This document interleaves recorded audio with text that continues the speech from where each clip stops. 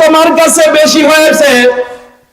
বৃদ্ধ বয়সে বাপ মাকে তুমি আলাদা করে দিছে, মুরব্বী বাপ মাও তোমার কাছে বেশি মনে হয়। অথচ পরিবারের মুরব্বীরা যেই ঘরে থাকে ওই ঘরে আল্লাহর রহমত বর্ষিত হয়। কি বলবো বন্ধু, সমাজ আজকে কোন দিকে চলে গেছে। একটা মায়ের পেটে 5টা ছেলের জায়গা হয়, কিন্তু 5টা ছেলে মিলে এক মায়ের পেটের ভাত দিতে পারে না। ও কয় তুই দেখ, ও কয় তুই দেখ, ও কয় তুই দেখ, তাহলে বাইটা নে আর ভাগ করে দে। পোড়া কপাল তোমার, তুমি তোমার মা বাবাকে বৃদ্ধ বয়সে বুড়ো বয়সে বাইটিয়া দিছাও।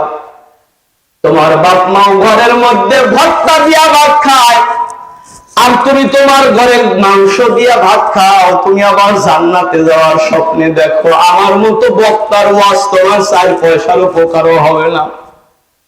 কেন বন্ধু জানো, বৃদ্ধ বয়সে বাপ মাও সবচাইতে বড় অসহায় হয়ে যায়। যখন বাপ মার শরীরের রক্ত গরম থাকে, তোমাকে আমাকে মানুষ করতে দেয়, আব্বা আম্মা শরীরের রক্ত পানি করে দেয়। এই বাপ মা এখন বুড়াবুড়ি হয়ে গেছে আর তোমার কাছে বেশি হয়ে গেছে।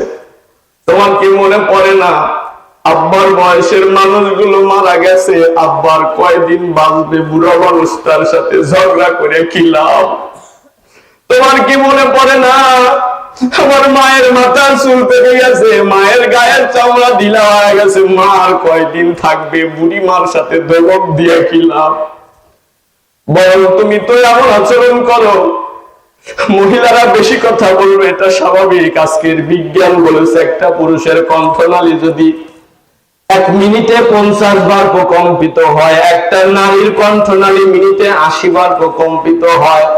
তার মানে পুরুষের চাইতে মহিলা বেশি কথা বলবে, এটা স্বাভাবিক।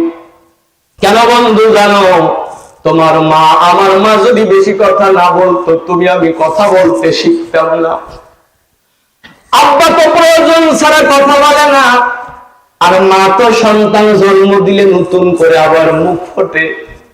আমি তুমি ছোট্ট বয়সে মাকে বলতাম মা আকাশে ওটা কি, মা বলতো চাঁদ। আবার বলতে আমি মা ওইটা জানো কি, মা বলতো আবার চাঁদ। আবার মায়ের মুখ ঘুরা বলতে মা ওইটা যেন কি, মা আবার বলতো চাঁদ। মা তো ধমক দিয়ে নামায়া দেয়।